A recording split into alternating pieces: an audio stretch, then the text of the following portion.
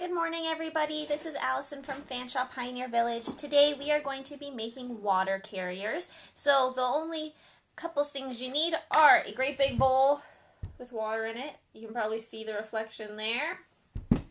A little bowl, or if you don't have a little bowl, you just need your big bowl with water.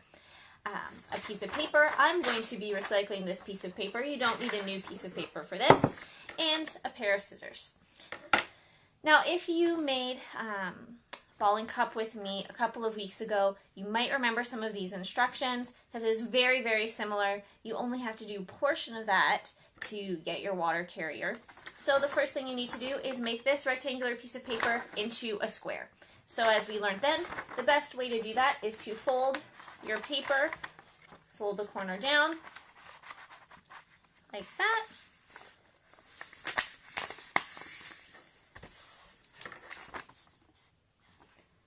And this will give you a square when you cut this out. So, this. So what I'll do now is I'm going to fold this bottom section up. Kind of looks like a boat almost right now.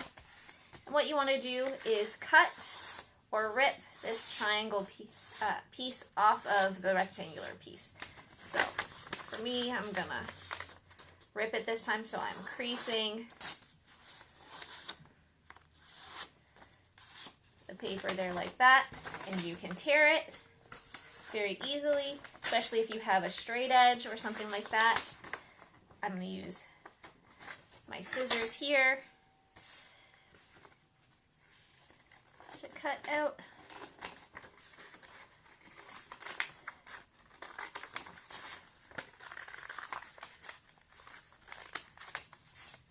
My triangle.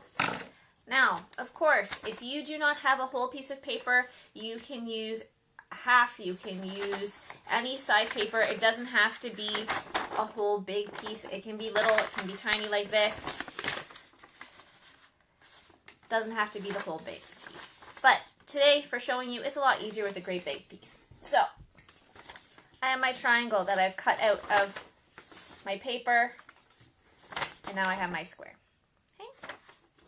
So, luckily, half part of the instructions is that you need to fold your square of paper into a triangle. If you got it off of a rectangular piece of paper, it's already folded in half in a triangle for you. So, here we have an isosceles triangle. These two sides are the same. This side, tiny bit longer. It might be an equilateral. This might be about the same. I don't know. But, we're going to call it an isosceles triangle. So, we have our triangle. What you need to do now is fold the corners inwards. So, I'm going to fold it like this. Fold it in.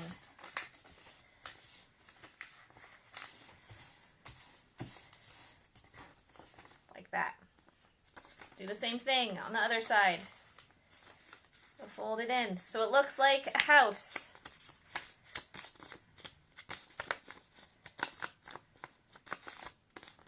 Like that. Okay? You can fold them in further if you'd like. It'll make your water carrier a little longer and taller instead of wider. But either way, you're pretty good. Okay?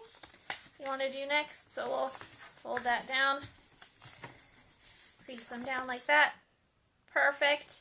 What you need to do now is fold down the flap of the house like you're taking the roof down. Like that. So we're going to fold the roof down over top, just like this. So you only have one half of the roof left, the back half. So we're going to fold that side down too, just like that. And it almost looks like if you have this facing the side where the flaps are, this almost looks like an envelope. As you can see, I've reused my paper from something else, so you don't need to be wasting. Just like a good pioneer, you're going to reuse everything.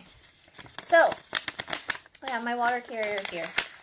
This effectively is a little bucket.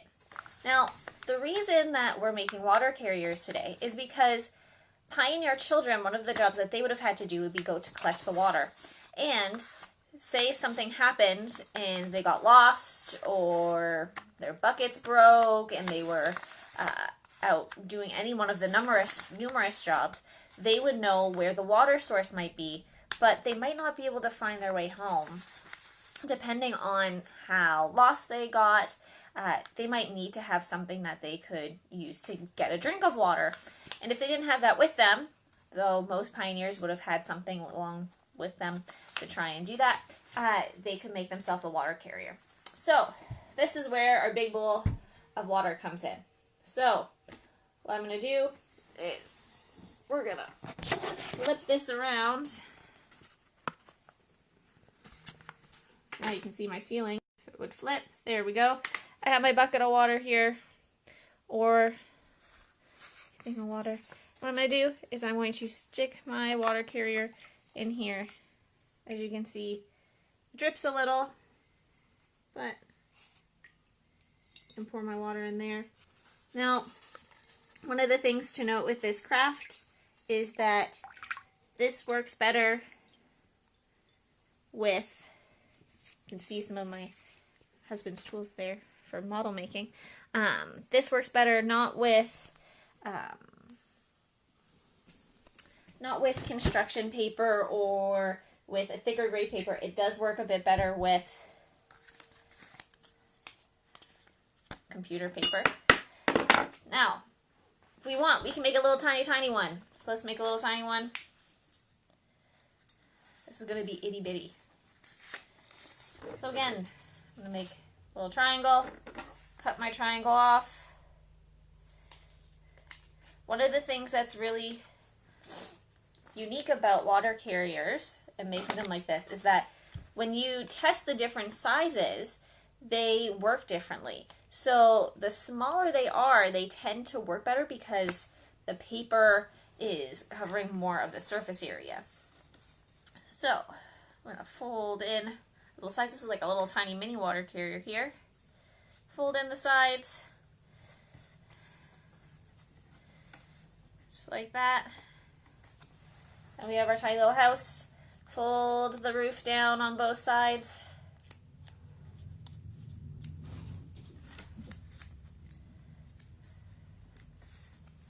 Like that. Now that we've used our water carrier once, I have a little bit of water in this bowl here. Pop open your water carrier, your little tiny one. It's like a thimble almost. There you have it. They leak a little bit, but of course this is paper. If you were using something like vellum or fabric, it might, like a sturdy fabric like the Pioneers might have had, it would hold better. Same idea if you were using like a lot of different kinds of things. Paper obviously is not the most watertight. So I hope everybody has fun playing with their water carriers.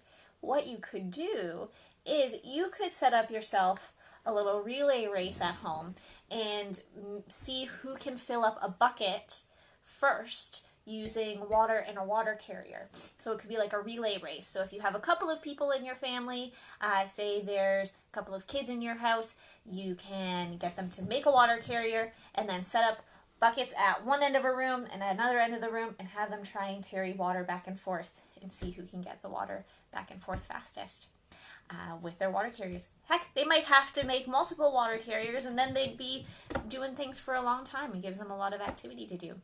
I hope everybody has a fantastic morning. I will see you folks tomorrow for a story, and we're looking forward to finding more out in the next couple of days. One of the things we're going to be doing next Tuesday, I guess, would be we're going to be going back to the Pioneer Village to learn about our sawmill. So look forward to that. I hope you all have a fantastic day, and we'll see you all very soon.